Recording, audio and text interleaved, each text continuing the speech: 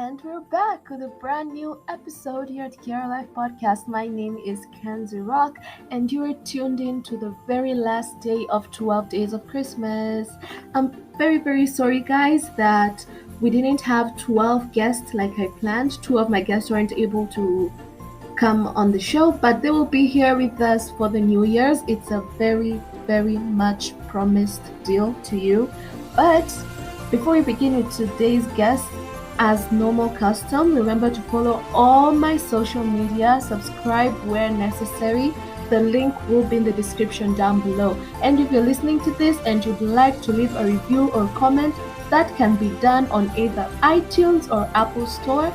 And if you want to contact me personally, my DMs are open. I reply as soon as I see the message.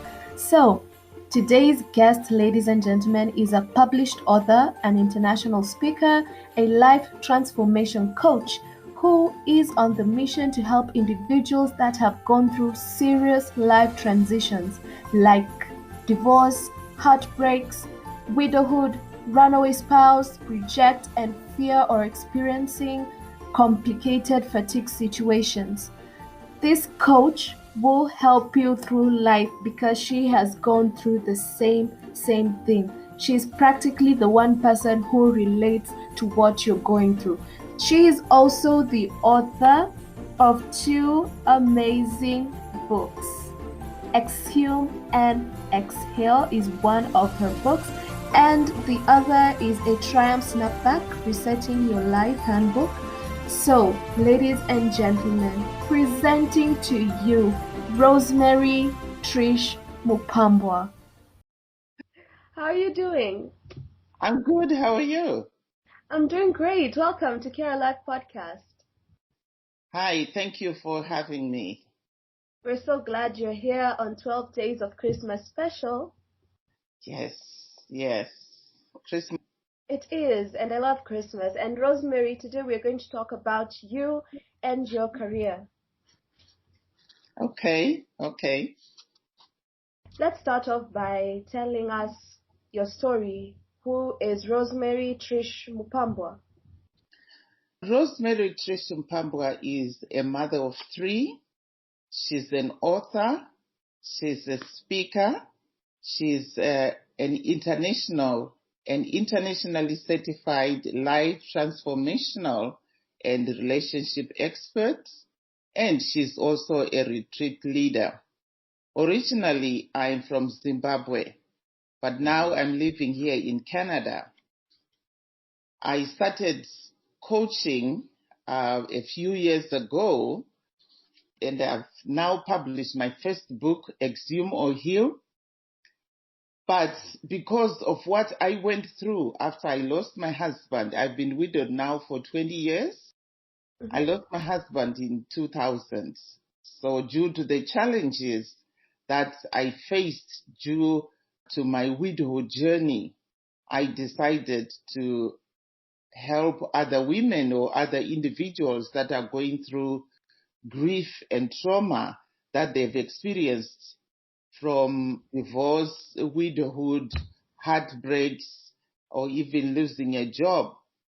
Or when people have gone through a trauma, even due to being exposed to, like pandemics right now, a lot of people are struggling with what I call shared trauma. Mm-hmm. I also help those people that have gone through difficult divorces to get through that and get their groove back.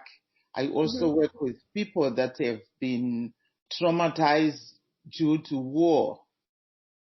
Growing up myself, I went through a war zone.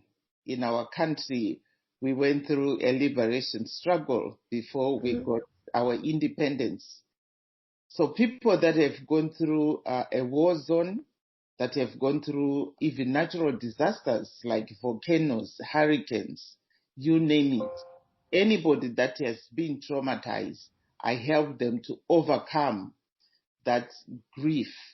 Most of them are also suffering from complicated and unresolved grief. So with my coaching practice, we help them to dismantle the dark veil of grief. the dark veil of grief and help them through their grieving period so that they can start their lives afresh.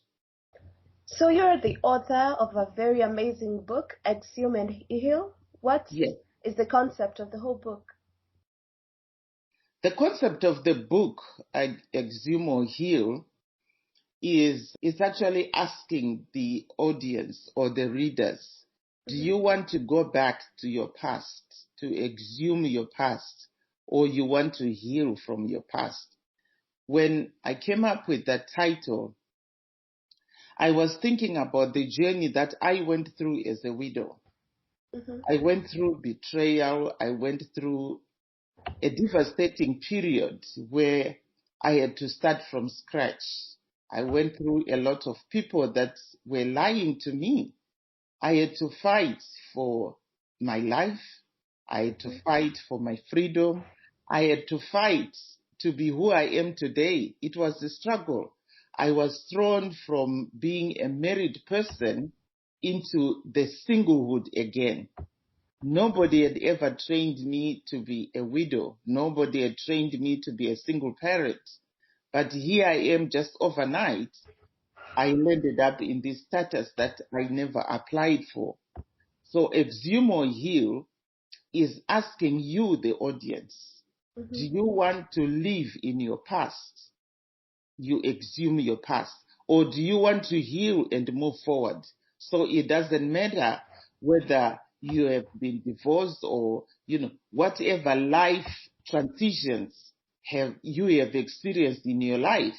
You have faced challenges. Do you want to continue living in the past, to exhume that past, or you want to heal from it and move forward? Rosemary, you have a lot of experience in social work and sociology in general. Yes. And you started Reignite Your Groove retreats for women. Yes. Could you tell our audience a little bit more about the retreat, what it's all about and what it does or what it stands for? Thank you for that question.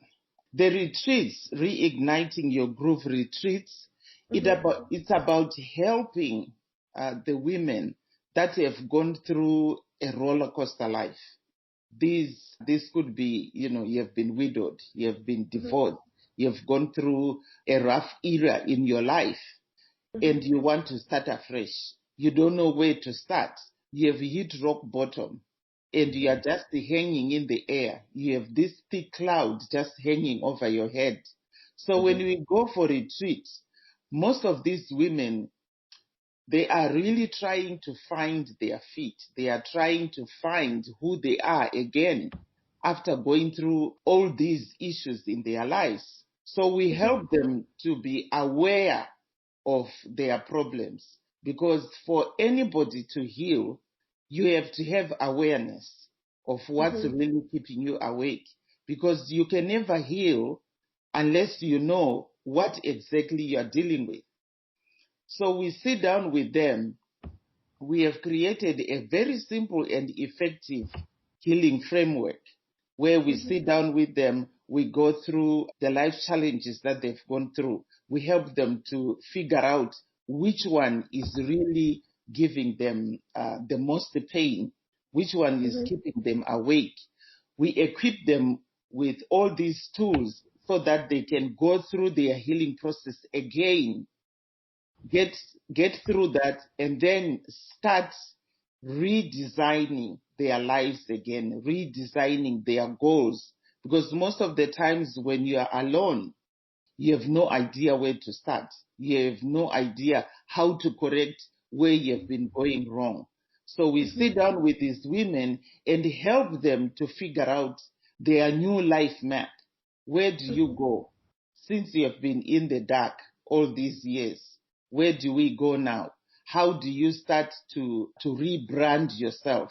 If they want to start dating, then we help them to be dating material again. But if they want to remain single, then we also empower them to be single by choice, not to listen to other people, what they are asking them to do. It's also to help them to be strong people in their skin, to be able to be comfortable with who they are. Because most of the times when you've gone through a lot of problems in your life, you kind of wishy-washy about who you are. You don't know exactly what you want. You are either a people pleaser, or you are always scared about what are people going to say, which I call what will people say syndrome.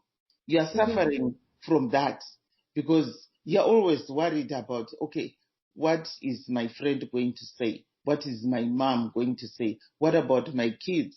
You don't know that you also have a say in your own life. Most of the people are actually living on the sidelines of their lives instead of them being the captain of their ship. So after the retreat, they will come out of there brand new people, very empowered people, very focused women that are ready to face the world and start a brand new life.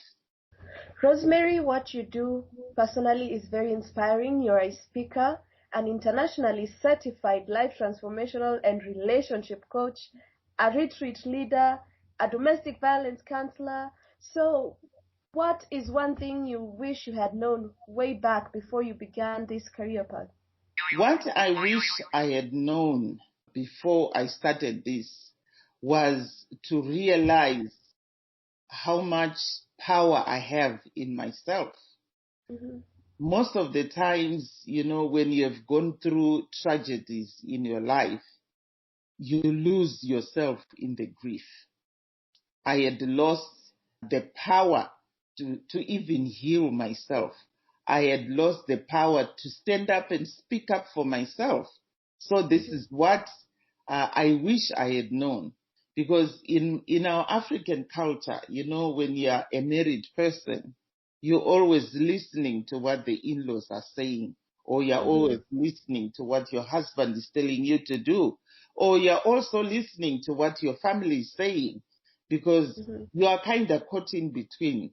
You really don't have a say over your life, because you are either embarrassing your family, or you are going to get your in-laws very mad at you that they will disown you, especially if you are widowed. So you're kind of caught in between. And I was caught in between when I lost my husband. I wasn't really sure what to do next, because I was always worried. So which toes am I going to step on today? If I go into the city, who is going to see me, wearing a short miniskirt? When you are a widow, you are supposed to be wearing all these long outfits, black outfits. And it was a struggle for me, because I was really focused on pleasing everybody else. And I actually forgot to take care of myself. So that's the main thing that, I wish I had known, that I had the right to run my own life. I was running my life on other people's concerns, not my own concerns.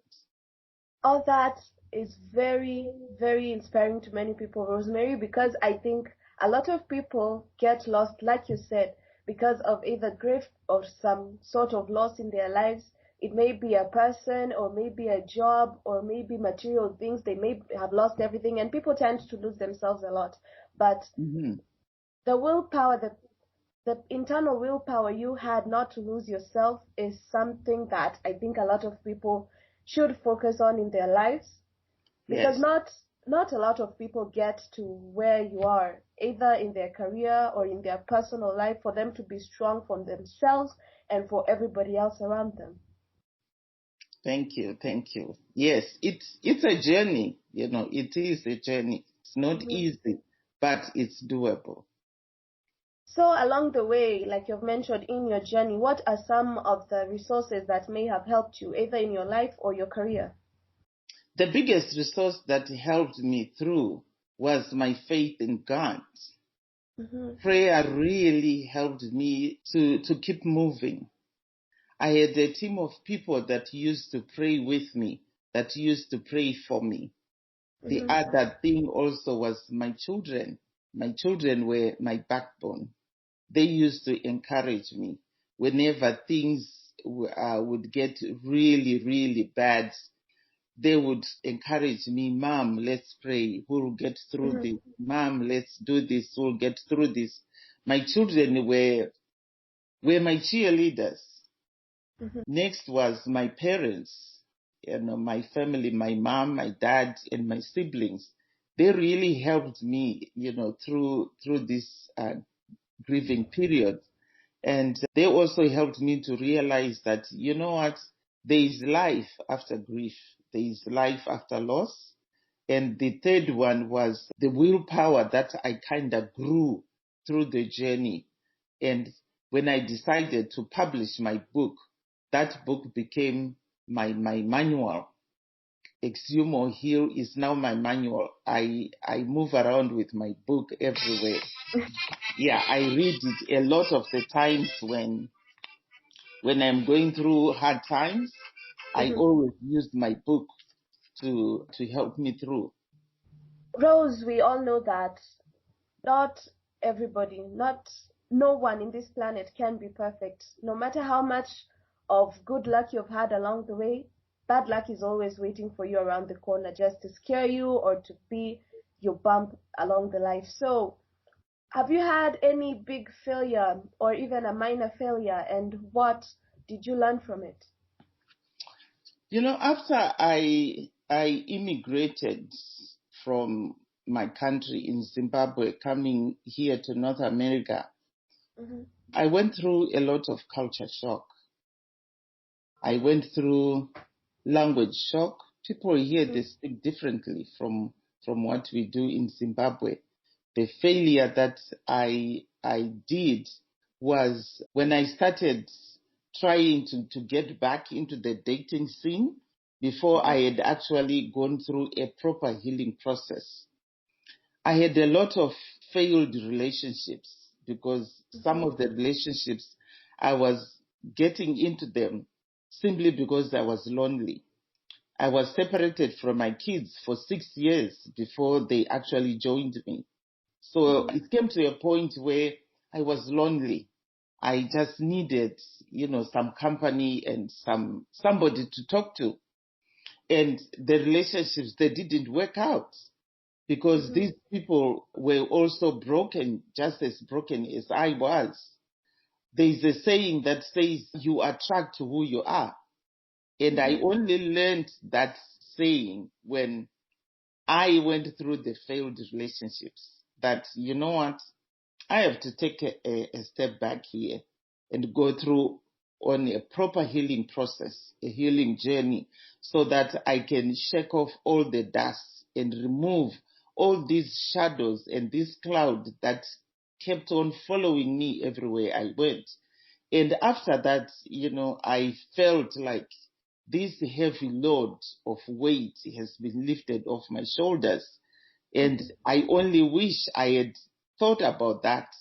But, sometimes you never know until you fall into a pit that you realize, oh, wow, there's a pit over here.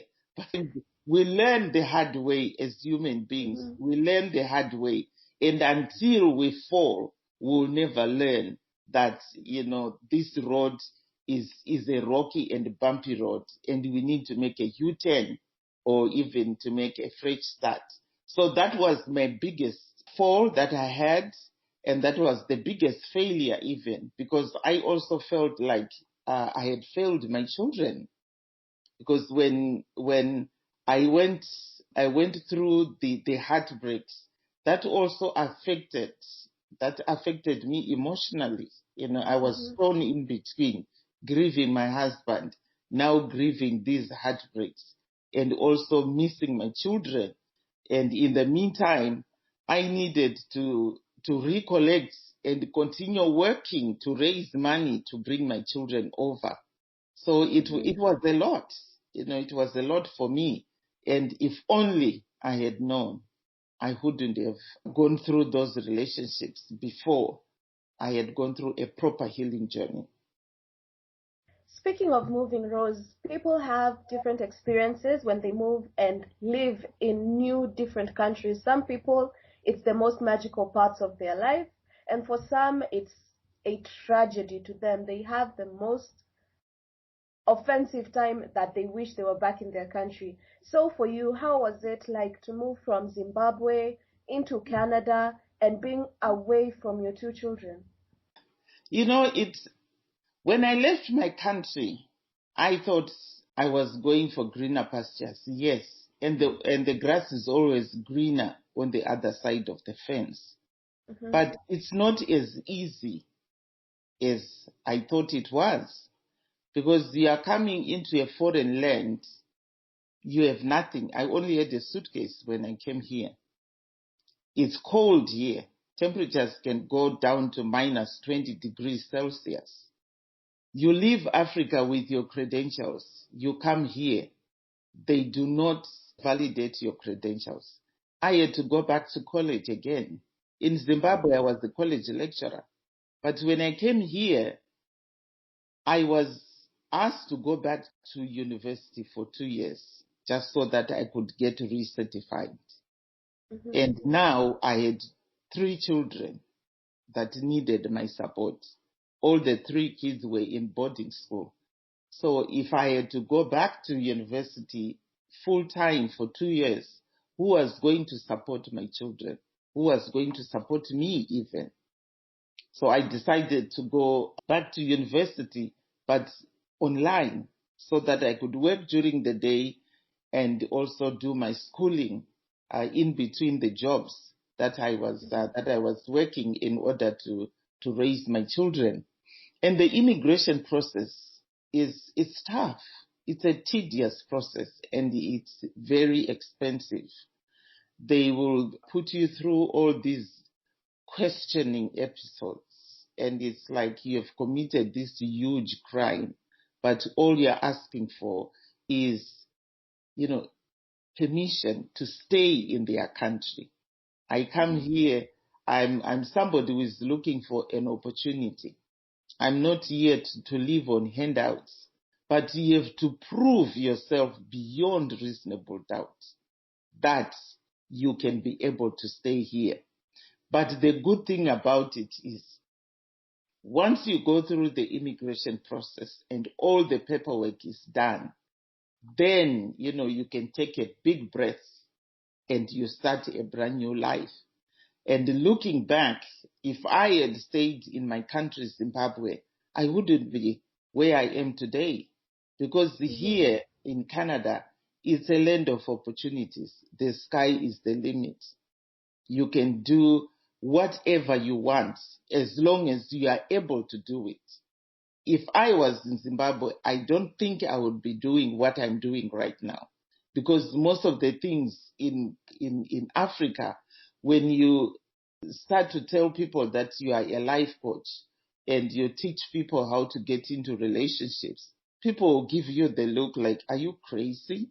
You teach people to get into relationships. Yeah, a relationship coach? Who does that? When you write a book about your widowhood journey, people will say, okay, so now you have decided to put your personal story out there. Because I remember even when I had started to draft my book, I was talking to some friends back home and I was telling them that I want to write my book about my journey so that this book can also help other people. They thought I was crazy. Like, okay, so now you want to talk about your personal story and publish it and let the whole world read it. Are you crazy? And who do you think is going to buy that book? So if I was in Africa, I wouldn't be where I am today. But because I am here, I've managed to go up the ladder in my career. I've also managed to do what is outside my comfort zone. I started to think outside the box.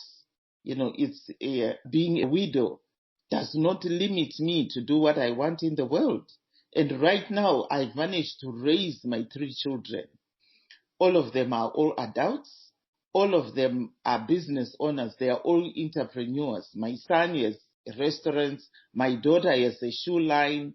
And my other daughter also is an RN, and she has also another side hustle. So all of them, they are doing stuff for themselves and they are financially independent, of which if I was in Africa, I don't think I would have been able to do that, to send all three of them to university. Think about it, a single parent doing that. It would have been really next to impossible to do that. But because I'm here, I managed to fulfill my dreams and to do even more than what I could have done if I was back in Africa. But I'm not saying that, people in Africa cannot achieve their dreams. Yes, they can achieve their dreams. But from where I came from, I see myself as being much, much better off being here in Canada. But right now, if things go well, I would love to go back home, to help my own people, to work with the women that I grew up with, and also help them to see the world with a clearer vision, without, the dark veil of being suppressed, without, the dark veil of grief and pain. I would love to do that, but we just wait to see what happens tomorrow. Rose, for every mother out there, their children will always, always be the inspiration for moving forward, even when things get tough. And I'm pretty sure that's the same thing for you. But who are three other people who have been a major inspiration to you in your life? Okay, besides my children, Yeah, besides your children. it's hard to say now because the biggest support were my parents, but now both my parents are late. So to be honest, my children are my biggest support. My siblings also, they do support me, they pray for me, and they always encourage me to do the best that I can with whatever is available. I also have my churchmen, my church mates, or the congregation that I pray with from my church. They help me as well to push me forward, to help me to achieve much higher goals than what I have. I also have some friends, that I have managed to have here in Canada. They push me a lot. I have one friend that, I will not mention her name in case she sees this video. Yeah, she is always on my case. Like, okay, so now what's up? What are you doing, girl? What's up with you? Right, you've published this book. So what's next? So I really appreciate that support. And in my culture, we always say, gara zvakanaka nevamwe, meaning you have to be a good neighbor so that people can help you and inspire you and encourage you. Speaking of people helping, I mentioned that nobody can be perfect on this planet, no matter how much hard you try. And everybody, you will always make a mistake, either big or small. So was there a moment or a point in your life, either in Zimbabwe or when you're living in Canada, when you had absolutely no idea what you were doing, but you somehow made it work? Yeah, when I was writing my book and it was ready to be published, I had a manuscript. I didn't know what to do with the manuscript because I thought, once I've written my manuscript, then I'll be able to find a publisher. It's not as easy as that. And I had no idea that there's this thing called indie publishing. I didn't know about that. I started contacting all these big publishing companies, and the amounts of monies that they were charging me, I'm like, what? I cannot even afford that. And that was the biggest challenge. And I was thinking one day that, I've wasted all these weeks and time and energy and emotions writing my book. Now I have this manuscript that I don't know what to do with it. It was only one day when I attended one book launch that I met this lady from my country who is the publisher. And she is the one that now helped me to self-publish my book. And today I'm really happy that, I met this lady from Zimbabwe that also helped me to get my book published. That's amazing, and I'm very happy for you that you got your first book published and that it's out there and that people are reading your story today. But what is a certain myth that you've had in your industry or profession, whichever type of job you've done, that you want to debunk, or you want to tell people that, hey, this is not true and you should just go for it? The biggest thing that we women of color or Africans we face is discrimination, both in our own country, in our own countries or in our continent, and even here in the diaspora. But what I want to tell people is, don't let that defeat you. Maya Angelou has a saying that is always guiding me, that we face defeats, but we should not let those defeats defeat us. So as women, already we are marginalized just being a woman. And being a widow, you are even further down the margin. Being a single parent, that's another obstacle again. And being black, that's another huge obstacle. And having an accent from Africa, that's another obstacle. But don't let all that stop you from achieving your dreams. Because if I had, felt insecure about my accent, I wouldn't be a speaker today. If I had felt so insecure about being black, I wouldn't be here, But I used my pain, I used my adversary, I used my challenges to be a stepping board. And look at where I am today. And if I had listened also to other people that started to scare me to not leave the country, Zimbabwe, I wouldn't be having my children running their own businesses. Things back home are not well, but I managed to bring my kids over here. And now they are happy that they are here in Canada and doing things for themselves. So what I want to tell people is, don't let your past determine your future. Your past is gone and your future starts today, like right now. What are you going to do about your life today? Because your future starts now. Whatever happened yesterday, it happened. But it's not going to stop you from going forward. A lot of people get stuck in that simply because if they've been rejected in a job, or if they've gone through the immigration process and it didn't work the first time, and then they are packing their bags, they are leaving, going back to where they came from. I always tell myself, even my kids, like, you know what? Life will go on with or without you. So it's up to you. Do you want to remain where you are? Do you want to remain looking at your past? And the other thing is, this is why the cars have a huge windscreen in the front for you to look forward, and a very, very small windshield, so that the rear view mirror, so that you don't continue looking at the back, because you can never go anywhere driving your car in reverse, right? You have to drive your car going forward so that you can go forward. But if you continue driving your car in reverse, okay, how long are you going to be turning your neck? And how much can you see from the rear view mirror? Rose, powerful words right there, because something that I tell myself each and every day is that, Phyllis, Phyllis, Phyllis, when you look at the mirror, let the pain build you, but don't let it define you.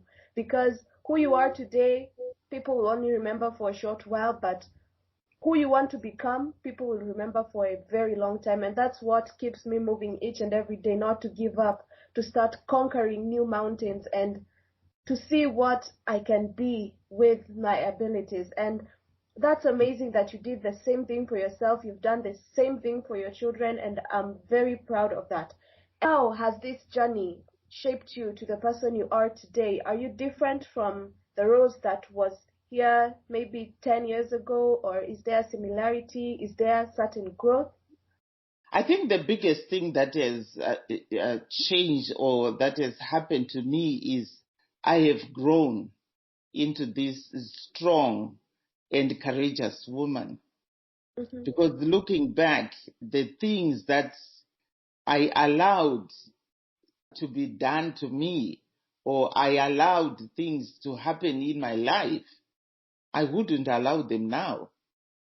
Mm-hmm. What I went through in my life has actually helped me to broaden my horizon, to be able to step out of my comfort zone, to be able to see and look at life from a different lens. Mm-hmm. When I left my country, I was looking at life from a victim's perspective. It was always, poor me, why did people do this to me? How could they do this? That was my story. But now I've changed my story to, you know what, it happened. So what? So what? And I remember at one point, I really wanted revenge. I wanted to hurt those people that hurt me bad. I wanted to cause them pain so bad. But guess what? I never got the platform to do that. And I was hoping also that those people that hurt me could step forward and apologize. And guess what? They never did. So that made me realize that, you know what? The world will continue turning with me or without me. It's up to me now to jump on the bus or to let the bus go. So that has changed me a lot. Like, I am not going to let other people determine or run my life as long as I'm still alive. God gave me brains to use to think and to run my life. And this is what, I am hoping, and I'm actually on a mission to help women, empower women, to make them strong women so that, they don't take anything lying down. They stand up as strong, independent, and powerful women, stand up for their rights and be who they are, who they really want to be right inside, so that we can leave a legacy for our children. Right now, I always miss my mom because my mom was a very strong and hardworking woman. She used to work in the fields back in Zimbabwe to help my dad to raise school fees, money for clothes and stuff like that. But I see other women in Africa, they have a piece of land, they have good health, but their kids are starving. Like, what are you doing? God gave you the arms, God gave you the mind, God gave you feet to walk and legs to use, till the land and feed your children. People are still waiting for handouts when you have the ability to do things for yourself. So this is what I am really, really, really dying to empower women from Africa, that, you know what, the world has changed. We need to stand up and support ourselves and not wait for other people to bring bread for us and feed our children when we are still there. That's a great vision, Rose. And it's true that people are stronger in numbers. You might be stronger as women, you might be stronger as men, you might be stronger together as men and women. And it's amazing how much you are helping both men and women in the society and trying to make them see a better path in their lives and make better persons of themselves. But if money was never an option to you, let's say you were Rose Trish Mupambwa, the richest person on this planet, what would you do every single day of your life? If money wasn't an option to me, you said? Yes, if money was never an option to you. You know what? I would educate women. Because when you educate a woman, you have educated the world. Most families are run by women. Women are the ones that control most of the family units. Once a woman is empowered, they will be able to help their kids. Because I've learned that our children are like small video cameras. They watch and they absorb everything that we do like little sponges. And before we know it, they are replicating what they saw us doing. So I would educate women. I would build schools for women to be able to turn their talents and monetize them. I would be able to build hospitals for women so that they're able to get good health care.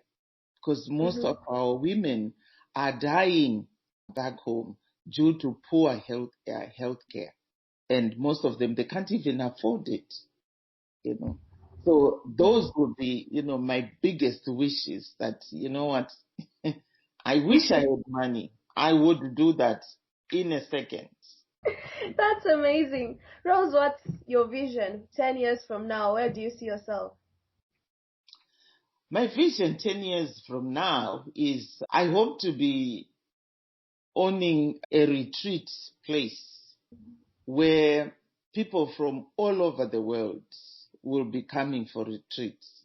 That's my biggest vision, that one day I'm going to own this big piece of land, build a retreat place where people will come for healing, people will come for transformation. A retreat place where people will come to rebrand themselves, because I've realized that every time I go on a retreat, I come back a brand new person, even if I'm the one that's teaching at the retreat. But the more I teach, the more I learn, and the more I also get rejuvenated and reignited. So that's my biggest wish, that, you know what, one day I'll be owning my own retreat resort somewhere in the world. I have no idea where, but it's on my radar.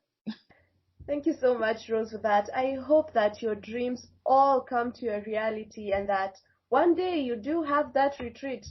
And I'm pretty sure that many women out there will be glad to say, hey, Rose Trish Mupambwa helped me, so you should go on for this retreat. You should attend her seminars. You should listen to her talk. You should ask for advice from her if you need to know more about what you can do in life. And that's what I'm telling all my listeners out there today. You can contact Trish if you want any sort of help, if you want any sort of advice, if you want any sort of enlightenment, or you're lost and you just need a friend to talk. Isn't that right, Rose? That's right. That's very right. Yes. Completely. Rose, where can they find you on social media or maybe a website, which I'm aware of that you have? My website is roseslifecoaching.com. Roseslifecoaching.com. And my retreat website is also attached to Rose's Life Coaching. It's called reigniteyourgrooveretreats.com. My speaker page is also on the Rose's Life Coaching /speaker.